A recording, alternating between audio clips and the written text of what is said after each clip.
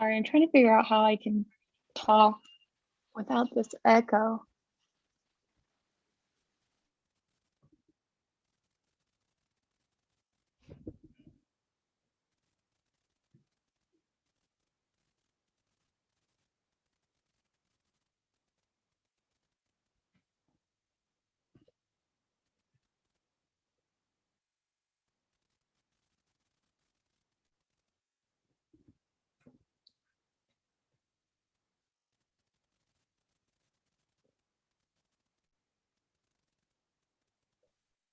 Hello. Hi, Felice. Hi. I want to be honest with you. That last class was over my head. Yeah, It was yeah. over my head. I'm wondering about that one. That was It was intense. It was very intense. Very knowledgeable, intense, but I knew nothing about Photoshop and I still don't know anything. yeah. It may be maybe a software that's just not doable in terms of teaching it in an hour. Oh, you were good, but I think you have to be at intermediate level, not a Yeah, beginner, like more novice to the point where you just heard the word Photoshop and that's it. You don't know what it is or what it means. yeah, yeah, Because I was like, oh my gosh, because everyone else in there knew what they were talking about. I'm looking like, what is he saying? yeah. Well, sorry. I know that one was tough. So yeah, Help. I mean, once I maybe learn it, it might help. In the beginning, it's like, woo. yeah. Hey, David. Fucking with you.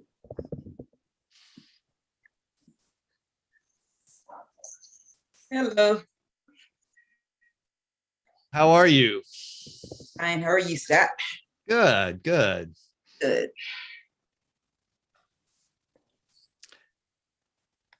We have quite a few people signed up today, so I'm going to give it a couple of minutes for everybody to get in.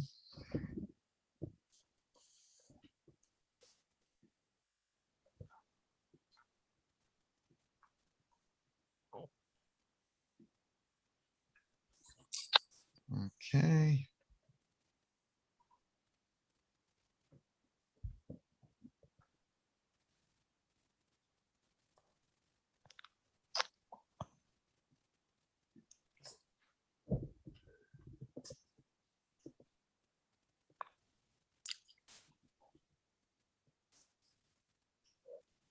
I really appreciate everybody being here today. This is a brand new class. I didn't know how much appeal it would have.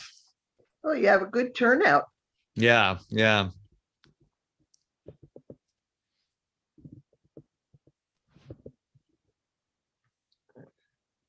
Okay. I think I'm going to go ahead and get us started. There may be a couple of other people. Well, there are a lot of people still streaming in. Maybe one more minute.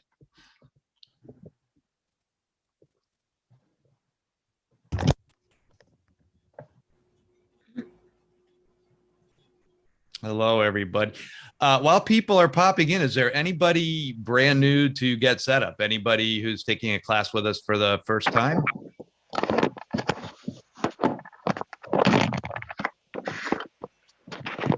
We're all veterans? Shoot. Yes, Okay, okay. I think I've taken 75 classes. Wow. Wow. That is impressive. I've taken a lot of classes. Okay, I see Priscilla, I think, raised her hand, and I saw another one, but I missed it already. So And I also teach a writing class once a week. okay, great, great. Okay, I've taken Carolyn's creative writing class too. That's not too bad. great. Okay, okay. Well, I'll go ahead and get us started, and hopefully there won't be too many people get the stream in here. My name's Scott. For those of you I haven't met before, happy to have you here for this world premiere of Tips on Better Writing.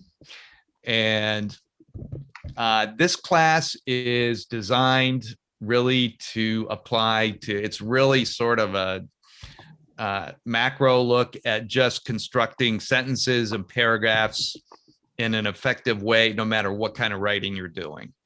So if it's writing an email to somebody, writing an essay, writing a letter to the editor, anything like that, these are just a few things to keep in mind as you're doing that to make your communication a little more effective.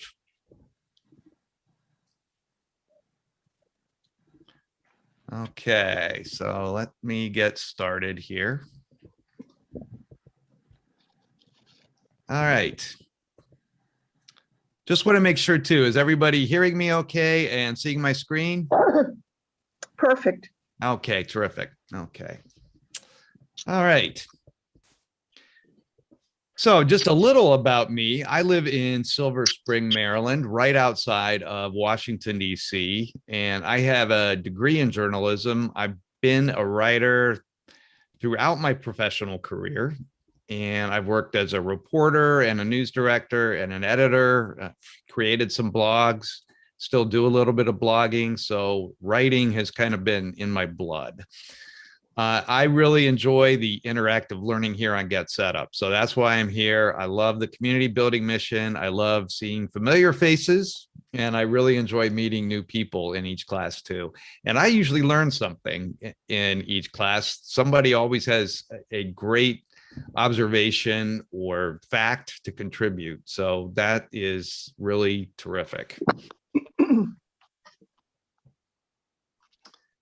And just a little bit more about Get Set Up. We're here to help you learn useful skills from your peers.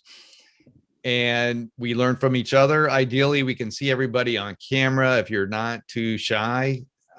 And we are recording the session. So if you, and I want to make sure I do have it on record. Yes. Okay. So if you would like a copy of the recording, you can email us at help@getsetup.io, and we'll be happy to send that to you. And Get Set Up is not paid to promote any specific products. I don't think I'm mentioning any products today, maybe one, but still good for you to know. If you're joining us by live stream today, welcome, glad you're watching. The best way to participate, though, is to register for a class and join us. So hope you can do that in the future. So what we'll talk about today are just some simple ways to structure sentences and paragraphs effectively, using some strong verbs and metaphors to really get your points across, and editing yourself effectively. And if there is anything else that anybody is really interested in learning today, my colleague Lester is here, and he will be able to, in fact, I need to do one little thing for Lester here, and he'll be able to keep me up to date on any questions that come in the chat. I'll stop here and there during the course of the hour to take any questions or comments, anything like that. So,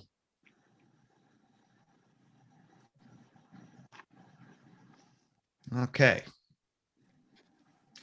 All right. So because we have so many people, I'm probably not going to have time to do a lot of dialogue here about what kind of writing experience you've had. Looks like some people have quite a bit.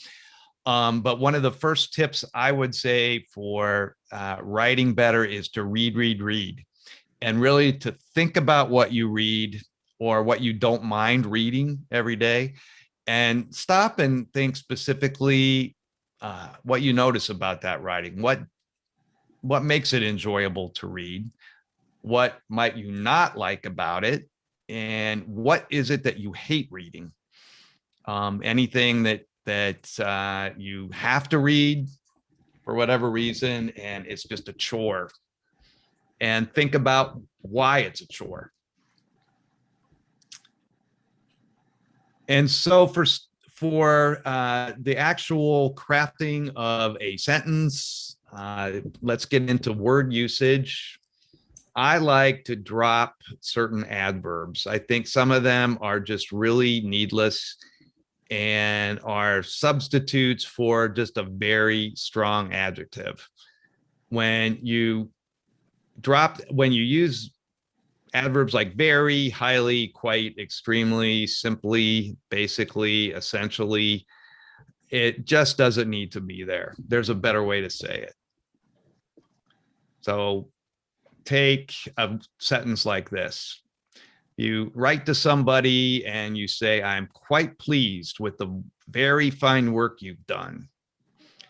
Well, there's a better way to say that. It's much shorter and it has a little more impact. I'm delighted with your work. Or I love your work. Either way, you're getting that message across and it's a little more emphatic than just saying, I'm quite pleased. And then there are these qualifiers and colloquialisms that are really unnecessary and sometimes, at least for me, kind of aggravating. Being that, in my humble opinion, needless to say, for what it's worth, at this point in time, as a matter of fact, in fact, ones that really get me in writing are the thing is, or what happened was that, we can use these in conversation and they're fine. But when it comes down to writing really clearly and concisely, they just don't work. They really bog down your text. And so here are some other examples. It goes without saying. Then why say it? Not to mention, then why mention it? Obviously, or of course, if it's that obvious, why say it? So just maybe keep that in mind when you're starting to write phrases like that.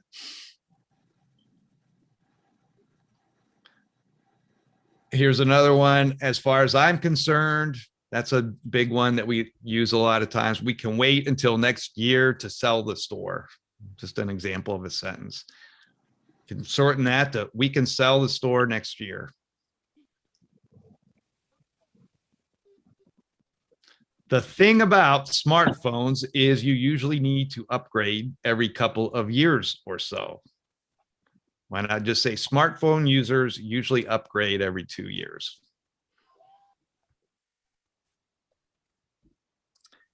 And then there are these cliches that you see all the time, and I like to avoid them as much as I can. And you also run into cases where, as common as a cliche may be to you, some people may have no idea what it means. And yeah, I remember the first time I heard somebody use the term throw the baby out with the bathwater. I had no idea what that meant. And there are some others here. Some people may have no idea what you mean when you say, I don't have the bandwidth. That's a newer term, kind of emerged in the digital age when we're now pretty aware of what kind of downstream and upstream internet service we're getting, things like that. But some people may not know what that is. And then you got things like at the end of the day. I have heard that one ad nauseum. Fit the bill, rock the boat, dime a dozen. Yeah. Movers and shakers is a really tried and or really overused one, I guess I should say.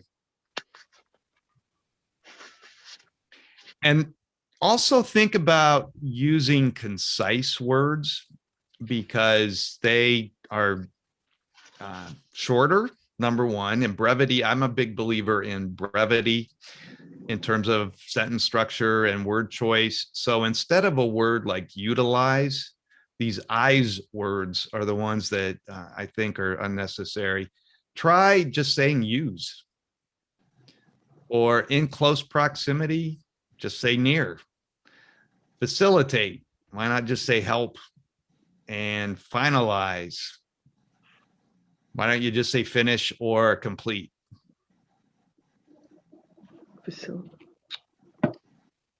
And then another thing to be aware of is redundancy. And these are terms that we use a lot and probably use incorrectly. And I'm guilty of this.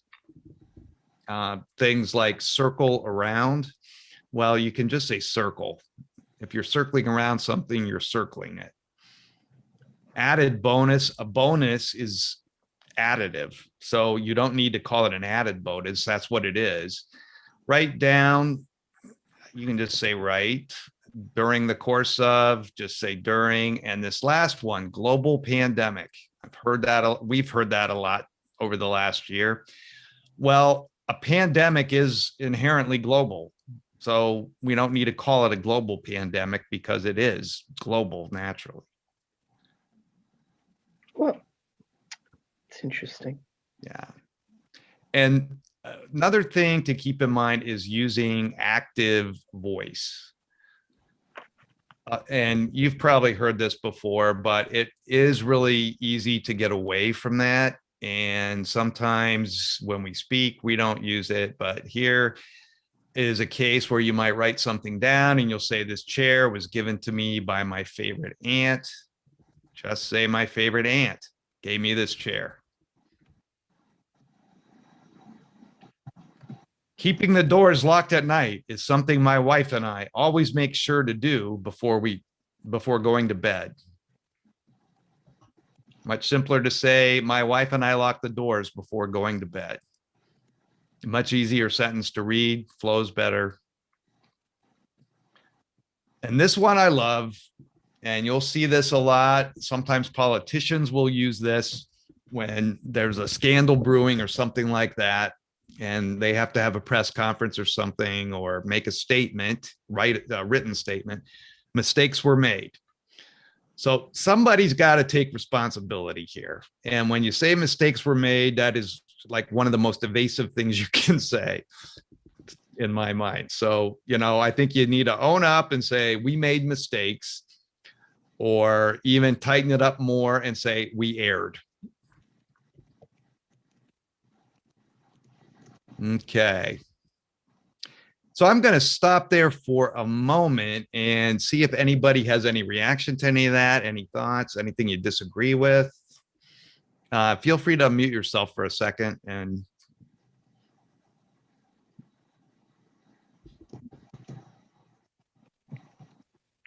anything. I personally find it fascinating. It is fascinating. Personally. Yeah. And not somebody said not basically. Yeah. Judge Judy. Yeah.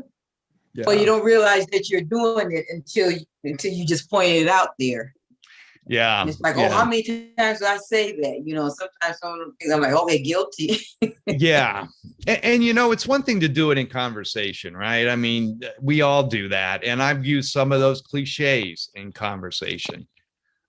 It's when you're writing it and you're really trying to communicate through the written word that you want to think about engaging people with something that's not going to bore them. You know, Scott, on the computer, sometimes when you put in these qualifiers, if you notice, there's a correction on the like in Word, Mm-hmm. and they'll correct it to a simpler way of saying. Yeah, that's true. I'm going to point out something too called Grammarly in a few minutes. Is something that does, it's like the spell check and grammar on Word, only on steroids. It's much better. So see a couple of their hands up. Priscilla, yes. Yes, I have to be very careful in using cliches because I tutor English as a foreign language, as a second language, other language students. And I recall saying something like, run for your money. You're giving me a run for your money, and everybody's looking around for the money. So Yeah. I have to be really, really careful because most of our tutoring is conversation. Yeah. So And these are people from all different countries. And it's like, what is she talking about? Right. You know, my wife speaks English as a second language, and I sometimes have to watch that around her. And she speaks English fluently, but there are some terms that sometimes I hit her with that she has no idea what I'm talking Yes, about. So. and my ex-husband is from West Africa, and when he first came to the country to go to college, he was calling an eraser a rubber. Oh yeah, yeah, yeah. I've And heard that things one like too. that. So you really do have to be careful with the cliches. Yeah, But yeah. I find this, as Miss Swart said, I find this very interesting. Oh, well, Very good, interesting. good. Glad to hear. Lily, I see you have a hand up too. Yeah, thank you, Scott. This is very interesting. Have there been any studies or is there any empirical way to evaluate what all the things that you've said? I mean, Not that I know of off the top of my head. There probably have been some studies about how people respond to certain writing styles and things like that. A lot of what I'm pointing out here, I learned in journalism school, and they've been sort of the rules of the road in writing for quite a long time. Some of it you find in what is it? The famous book, the On Writing by Shrunken White or Strunken Wright. Somebody who has done a lot of work in this area is Steven Pinker, who is a Harvard professor, and he's done a lot. Some of it, I think he's just opining, but he has done a lot of writing about writing and makes some interesting observations about the way, especially, and I'll get into this in a little more detail later, the way we write when we're writing about something we're very versed on. Scott, could you just spell how Steven Pinker goes so I can look that book up? Sure. I think I have this right. Steven Pinker, he's at Harvard, and I can't remember the actual style or actual title of the book, but I can include that in the notes that I sent out afterward. Yeah. Thank you. Mm-hmm. Scott, Yes. this is Mary Virginia. One of the things that I was curious about as you were speaking is that all of the genres have such different styles. So the way you would write poetry is going to be radically different than the way you write an editorial or an op-ed or something like that. Right. Is there any folks that you know who talk about language for some of those genre styles? Because I would think that sometimes while we want to avoid the trite and the cliche, we also want to make sure that if we're writing that in a way that requires more cadence, it won't have necessarily the same sort of rhythm and brevity that it would have if we're trying to write shorter sentences, Right. shorter words and images. So yeah, and that's a really good point. And I think if you're, say, like writing fiction or writing even some creative nonfiction or something like that, you want to elaborate a little bit, and you don't want to get so concise that it's boring and just sort of subject, predicate, and that's it. There's still some of these approaches, though, are still not bad to use, even when you're writing some of that creative stuff. One person that I got really tired of reading is, as much as I liked his storytelling, was John Updike. And sometimes I thought his sentences and paragraphs were a little long. Oh, the enemy can't have them today, God. We say, no, Lord. We say, God, you are a God of God. You are almighty, the Alpha and Omega. You got all Okay, I will mute that. I don't know what that is, but okay. All right. Yeah. So, and I thought I saw one other hand up. Did I miss that? No? Okay. Scott, this is Dave from Maryland. Yeah. Hey, David. Real quick, pointing out these examples is very helpful because I've been trying to write a blog, so this really drives home the point. Seeing it the way you put it on the slides, and then I had a question. I have a blog that I follow and a podcast, and I've talked to him about how he writes, and he says I try to write how I talk. Yeah. So I'm curious what your observation of that is. That's really interesting. I've heard a lot of bloggers say that you want to communicate like you talk. And I follow that to some extent too. But I also try to keep my sentences fairly tight. And when I say tight, it doesn't necessarily mean they have to be really short, but just I try to keep them from getting bogged down with a lot of words that I don't need. And I'm going to get into this a little more. Some of it is your word choice, your choice of verbs, and how they can really enliven your language and your prose when you stop and think about what you're trying to say. Do you use a technique or know other people who would dictate it and then go back and then it'll take your voice and put it on a Word document and then you go back and edit it? Have you ever tried that, or you know somebody who tries that technique? I haven't tried that. I have heard people read out, or I have done this, read my writing out loud to myself. Okay. And that helps me think about it in a different way. I've also had other people read it. Yeah. Okay. So and David, I'm going to talk a little bit about editing yourself. So I'll have some pointers there on that count.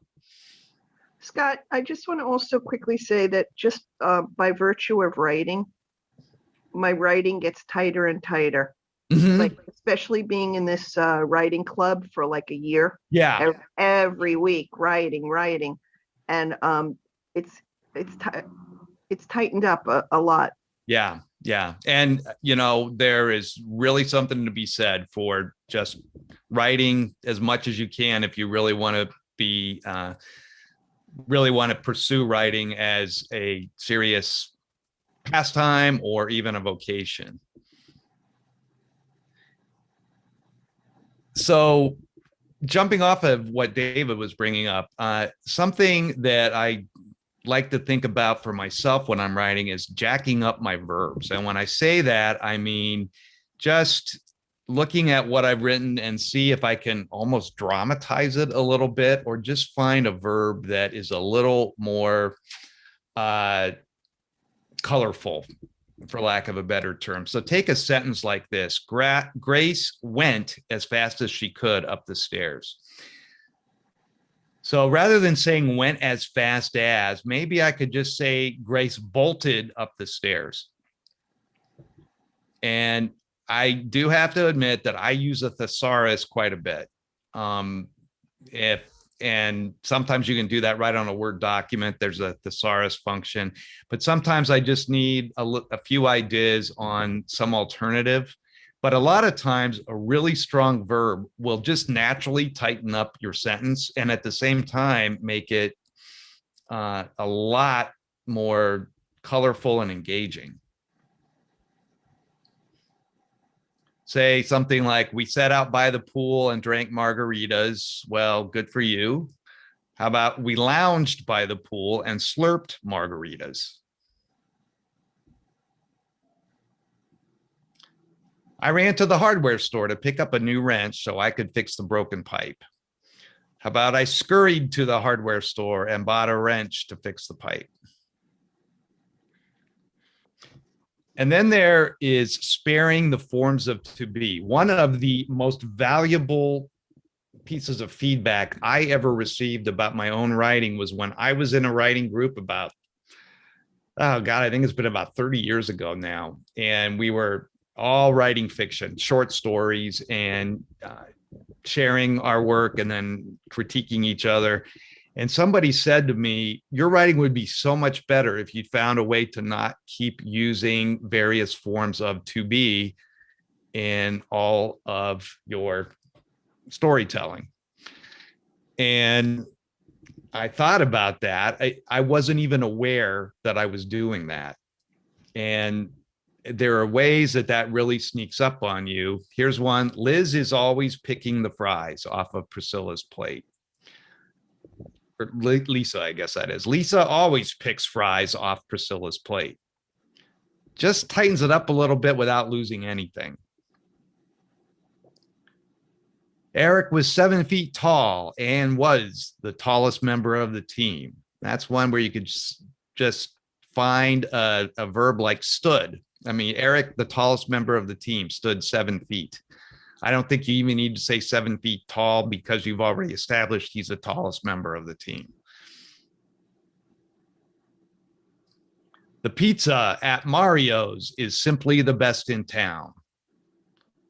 Sometimes you can just say Mario's serves the best pizza in town. Or it isn't wise for you to stay out past midnight. Why not tighten it to you shouldn't stay out past midnight? Or even just say you should come home before midnight. Or if you are in a position of authority, say with over a teenager or something like that, you can say come home before midnight. One thing I like to do too is avoid beginning a sentence with there, like there are, there is. Example like this, there are 5 people in my office who are always late to meetings. Could be shortened to 5 people in my office arrive late to every meeting.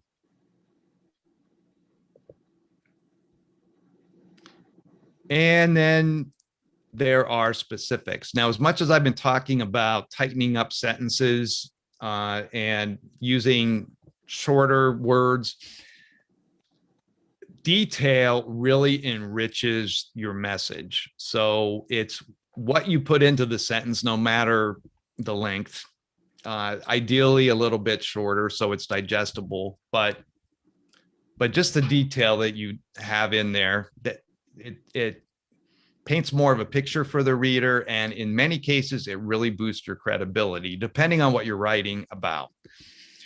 So take an example like this. Somebody just saying, we had a home-cooked meal at Bert's. Okay, well, that's nice. How about Bert served us meatloaf, fresh green beans, and mashed potatoes with gravy? Much more descriptive, gives the reader a much better idea of what whoever the writer is ate at Bert's. Or here's the credibility part of this. If I go in to say, or even I'm reading an advertisement and say at a car repair shop, and they say, we can provide you with great service. I, over the years, have become very suspicious when people say that, because great is a subjective term, subjective word, and what they think is great may not be to me. So I'd rather know exactly what they're going to do with my car when I take it in. So somebody who says our service includes an oil change, tire rotation, and safety check, I know what I'm getting. I'd rather hear this with this detail than just saying I'm going to get great service. So, I've read, and I don't know how much I agree with this, but I'm going to throw it out there to try to keep the length of your sentences to 15 to 20 words. I think if you get really overly conscious, just too bogged down on that, on concentrating on doing that, that your writing is going to stiffen and you're going to be spending way too much time just counting words. But it's something to keep in mind when you're editing your writing, to see, well, can I pare this down a little bit? This paragraph seems really long, or this sentence seems really long. So you might try to keep your paragraphs relatively short as well. And I'm gonna here provide a few examples of sentences that could be pared down quite a bit, and even getting into paragraphs and things like that. So here's an example. These treatments are very often expensive and technically difficult, and their effectiveness very much depends on the overall health status of the patient in question. A couple of varies in there. So maybe just turn it around to the treatments can be expensive and difficult to provide. Their effectiveness depends on the patient's general health. So I rewrote what I found this, and then I kind of rewrote it just to kind of pare it down a little bit and still get the point across. Here's one. Although there is a clear walk signal for bikers and pedestrians, and they're not supposed to cross the intersection until the walk sign is on. If a motorist is coming around a curve and sees a person or a biker approaching the ramp, instinct may kick in, causing the motorist to swerve, stop, or react negatively to avoid the possibility of hitting him, which unfortunately may cause another collision altogether. That is one sentence. Why not? So let's take this one to the barber. Maybe we could just say pedestrians and bicyclists are prohibited from crossing the intersection until the walk sign is on. But, and some people disagree about using a conjunction to start a sentence. I do it all the time. I don't have a problem with it. But a driver coming around the curve might see someone approaching the ramp, instinctively swerve or stop to avoid hitting the person and crash. So what we had before, we just tightened up, split into two sentences, and it's still tighter than that one sentence. Yeah, I thought it was always wrong to begin a sentence with the word but. You know, I do it all the time. I have not had it corrected ever. I think a lot of journalists do it. I think when you're in English class, I always say not to do it, but your alternative is to use however. And I think however just is really stiff and it's lengthier. Sometimes but just works for me. So.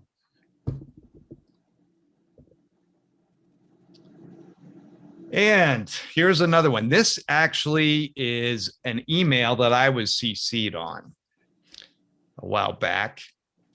After the discussion at our January 12th meeting, I decided to create a link to the shared document, which will help us to be able to directly access the team listing when one of us on the team needs to update our contact information. I think this is the most efficient way to keep our information up to date, yada, yada, yada. So what this person essentially was trying to communicate was this. That is really all she needed to say. So in everyday communication, like in emails, texts, things like that, these are things to keep in mind, just practical writing almost. People do get a little resentful when they have to read 10 paragraphs to get to your point. They're feeling like you're wasting their time. And this is a way to just cut to the chase, and it actually improves your credibility. This is another one I was CC'd on. The discomfort I have is that Doug is posting the list of members of the club to our webpage when I and others did not realize that he was doing so. Yes, it is true that the website is private, but we don't tell anyone in the club that the information will be posted, and I do believe we have an obligation, blah, blah, blah. That disclosure should be made by Doug himself, not by me. Okay, let's take a buzzsaw to this. Why not? I'm concerned that Doug posted our members' names to our website without telling us. He should inform everyone.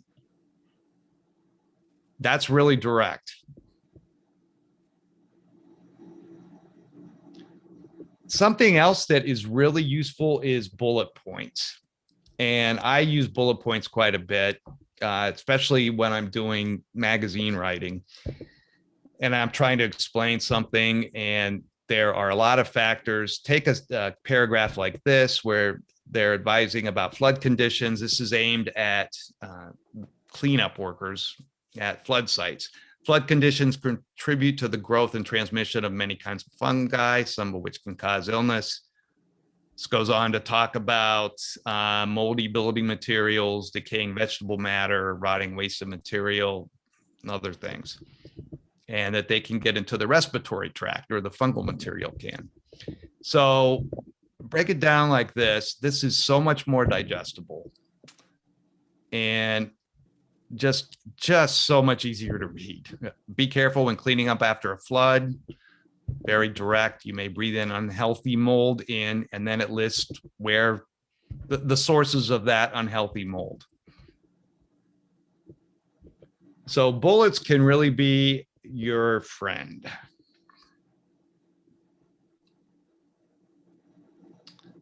Okay, so another thing to think about is knowing your audience. Are you writing for experts, a niche audience, or a lay audience? And that will dictate to some extent what style you're going to use with your writing.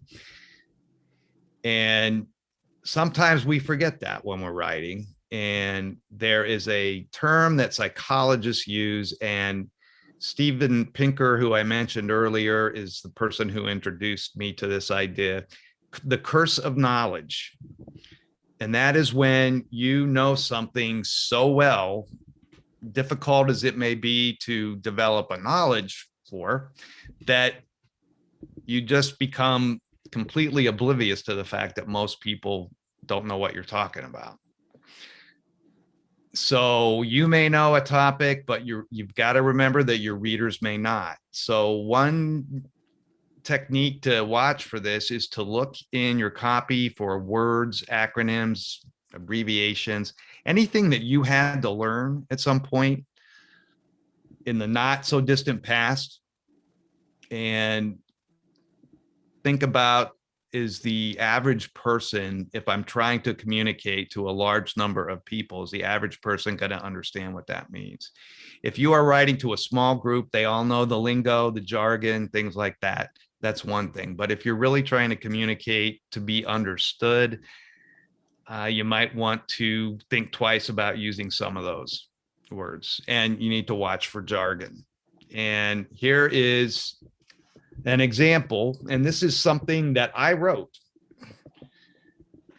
and it's very jargony. A study revealed what happens in our brain when we use a GPS device or application to get to a destination. fMRI measures show relatively decreased blah, blah, blah. Okay, they're talking about the entorhinal, I'm not even sure I'm pronouncing that right, cortex and posterior hippocampus. Okay, so what I'm really writing about, and I took some time to rewrite it, is when we depend on GPS to reach a destination, activity decreases in the brain regions associated with navigation. So that is pretty understandable compared to what that previous paragraph was.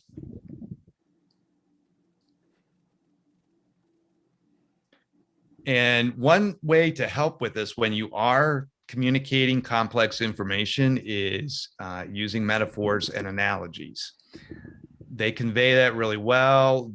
They also show your command of the subject, and they make your prose more engaging. So to do that, sometimes these are just some exercises or techniques I've heard people talk about. Choose a character or an object or a setting to illustrate your point. Read examples of metaphors and analogies just to generate some ideas for yourself. And some people try this. They just sit down and they list random nouns and then start free associating. What does a duck have? How would it be like what I'm trying to get across?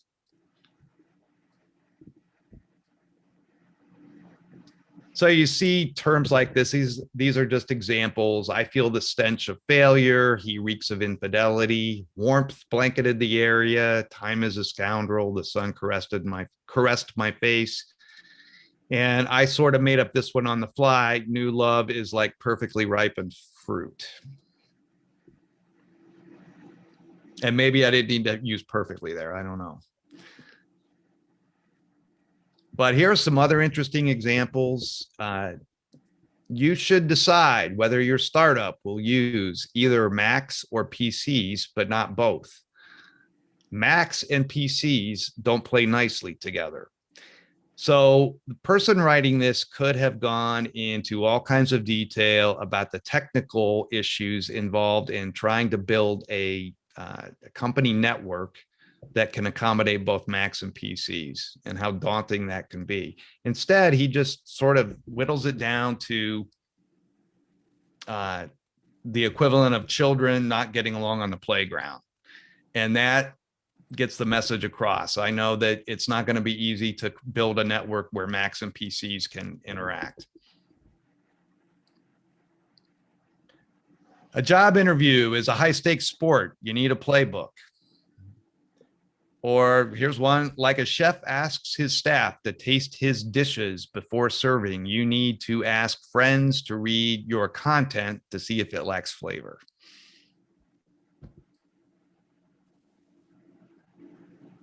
So I'll just show an example from a project I had to do at a previous job where I was writing about the impact that chronic stress has on our cells.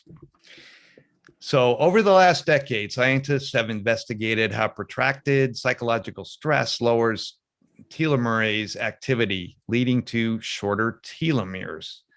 As telomeres become shorter, cells age and die, a fate known as senescence. Studies have tied shorter telomeres to a wide range of aging-related diseases. Aren't they telomeres? I've heard them pronounced both ways. So I just kind of went with telomeres, but I've heard Sorry. telomeres too. Yeah. Sorry. Yeah. Oh, no, that's okay. So anyway, that, a lot of people are not going to know what those are. And so that is the middle of the story. But the way I started this one out was to say, think of your body like an automobile.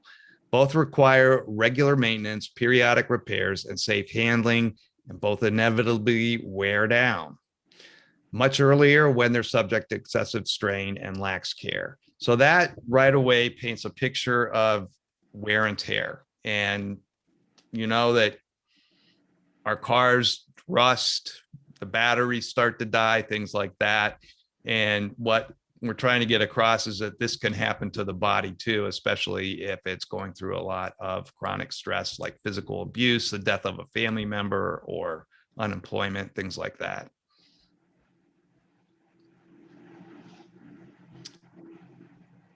So one other thing about editing, let's talk about editing yourself. I mentioned, I think, some of these earlier, but read your writing out loud to yourself to help spot missing words and run-on sentences. I have to do this all the time. I am notorious for dropping words and not noticing it.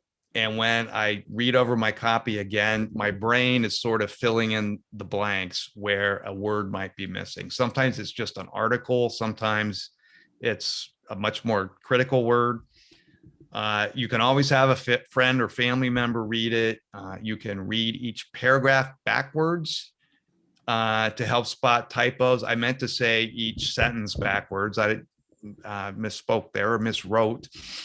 That's a word. But yeah, read each sentence backwards to help spot typos. It's the technique a lot of people use. And lastly, Grammarly. This program, a lot of people use. I use it a lot too. If you haven't used it, it's a program where you can find it on the web at Grammarly.com. You just drop in your text and it will ask you what your objective is with the text. They'll give you multiple choice questions, whether you're looking for to communicate something in a formal way, what audience you're aiming it for, what kind of audience, and a few other things I can't remember. And then it scores your text based on those objectives. And if you get, say, a 95 or a 96 score on what you've just written, then you're in pretty good shape. If you've got, say, a 67 or something like that, you might want to go back and work on your piece a little bit more. Okay, so I'm going to stop there.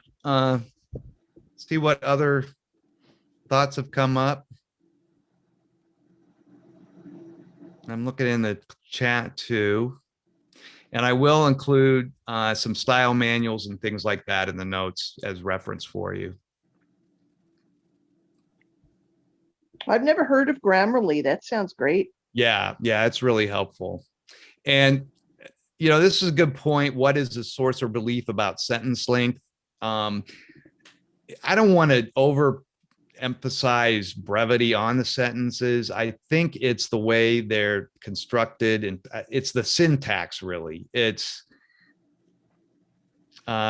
you know, using verbs. I think they naturally just start to get a little shorter when you're paying attention to how you're, whether you're using active voice versus passive voice, how often you're using forms of to be and things like that. They just kind of naturally start to tighten up. Even if they end up being longer sentences, they're still really readable and a little more enjoyable to read. So yeah. Jean Ann, I see you have a hand up. Yes, thanks, Scott. And the comments are wonderful, particularly how you formatted and presented this class. I wanted to ask about bullets. I'm involved with doing a lot of analytical and technical writing, particularly in the area of strategic intelligence, which can get kind of murky sometimes. When are there too many bullets? I had a lot of papers in writing where it looks just like a long checklist of bullets. It's maddening at times. So I'm trying to get a sense of, is there a balance when you need some paragraphs, you need some descriptors, you need to pull this together, as opposed to having this endless list of bullets? Yeah, that so is any thoughts you have, I would appreciate. That is a great question. And yeah, I'm really glad you brought that up because I hadn't thought to include that in here. But yeah, you can go overboard with bullets. I know even like it with something like a resume today, they, under each job you have, they advise you not to use more than 3 bullets per job, or 6 bullets per job, to when you're describing all your accomplishments and things like that. I don't know that there's a precise number that people advise you to use. Usually if you've got a list of, say, 6 items that you want to put into a bullet, that's usually pretty good. When you're doing that, sometimes you can look at ways, if you're at first just drafting something and you've got like 10 bullets, 12 bullets, you can look at ways that maybe you could combine some of what you're trying to get across into a single bullet. If there are similarities between a couple of things on there, you might be able to combine those. I do that sometimes where I think I've got too many bullets and I can just sort of combine a couple together just to whittle it down a bit. Scott, this is Mary Virginia. Yeah, Mary. I've got a question, and my question is that back when we were all in 4th grade, we were all taught to outline things as sort of our pre-writing. And I've been an educator for 38 years, and so it's moved from outlining to graphic organizers. Are there any of the pre-writing things that you think are more useful for adult writers than what we are advising younger children and teenagers to use as pre-writing? Wow, that's a hard question for me to answer personally, because I am not the best at outlining. And part of that, so I guess, Mary, I don't know if I have an answer to that question, just because I don't use those. My approach, and I don't want to present this as the right approach, but I tend to really focus, especially when I'm writing a magazine piece. I may spend hours just working on my first couple of paragraphs, my lead, and I can't, for some reason, I am just psychologically incapable of going any further until I have those first 2 paragraphs done, and then it just kind of flows for me. But that's a long road to get to that flow, and so Yeah, I'm sorry I don't know too much about any of those tools that might be out there. Thank you. Other questions or thoughts? Got a couple of minutes left. No? Okay. Well, I hope this was helpful. Some of the points you may disagree with, and that is okay. Writing is a subjective craft. So, you know, some of it is artistry, and you have to think about what is important for you to communicate. And some of these tips, I hope, can help you communicate them as effectively as possible. So. Yeah, you know, it's funny, Scott. I was just thinking that, like, sometimes you could read things where the author takes all these rules and throws them out the window, and their writing is so unusual, and they break all the rules. But I think still, for the average person, these rules are very helpful. Yeah. Thank you. Yeah, and I guess it helps to know the rules. Joys of travel So if you're going to break them, you need to know what they are in the first place. Parks, Right. That's great exactly cities, right. Yeah. across the Well, sea. thank you. Oh, well, thank you. I am gonna just show you these takeaways. These are just a list of takeaways that I will send you. Know your audience. Think about those adverbs and worn out phrases you can drop, avoid redundancy, get creative with your verbs. The joys of travel and are so on and wherever so your on. journey So I'll takes you. include all of this Peaceful in what I parks. send you later. Very helpful. Great Thank you. cities. Yes. And Across the just sea. to give you a heads up, we'd Or love to know what just you thought across about town. the class, or if Even you when end we up can't applying travel any of physically, what we can venture we out went over in today. spirit. Travel You is a can mindset. let us, you can share that on Facebook. Travelers follow In fact, their dreams.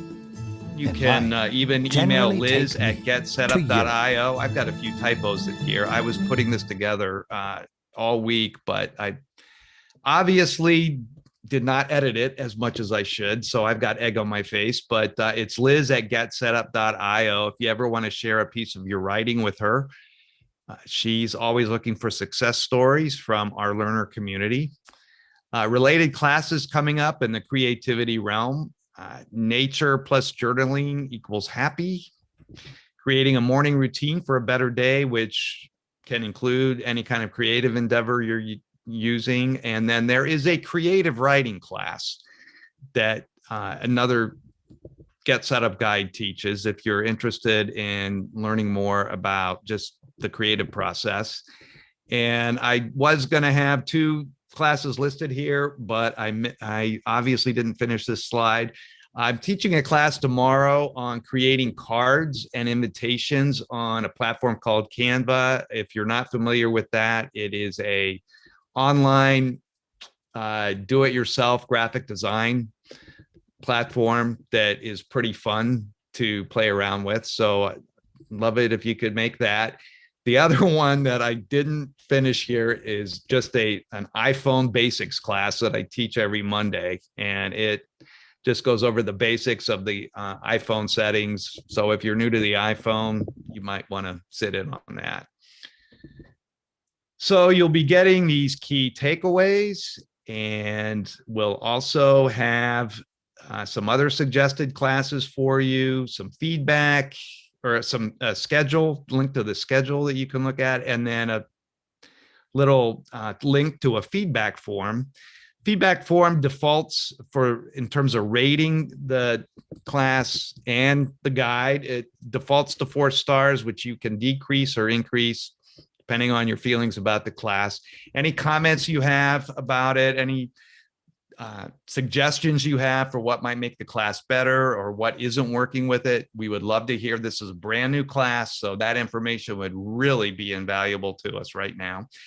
And lastly, if there is any other class that you would love to see us offer, anything you'd like to learn and you don't see it on our class list, please drop it into the field right here on the form, because we are always looking for new class ideas, and some of the best classes we've developed have emanated from suggestions we've received from you, our learners. And lastly, whoops, keep going backwards here. Lastly, I want to just do a plug for Get Set Up. You can spread the word about it.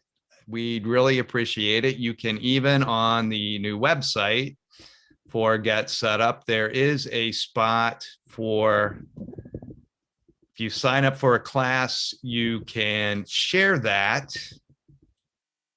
We just recently redid this. So go to a class and you can tell friends about it. Just click here and you can share it on Facebook, on WhatsApp, or just email it, or copy this link and drop it into an email. So lots of ways to get the word out.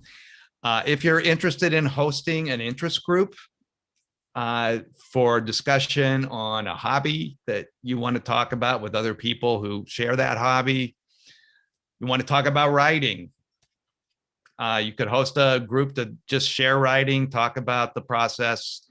Just let us know. You can just email us at help@getsetup.io and express your interest in doing that, and we can help you from there. And that is also the email address you use to request a recording of this session if you're interested in that. Okay. So I hope this was useful to you. I really enjoyed spending the last hour with you. I'm glad we had some time to have some discussion as well. So I hope you all have a great weekend, and hope to see you again really soon. Okay. Take care, everybody. Thank you. Okay. Take care. Bye-bye.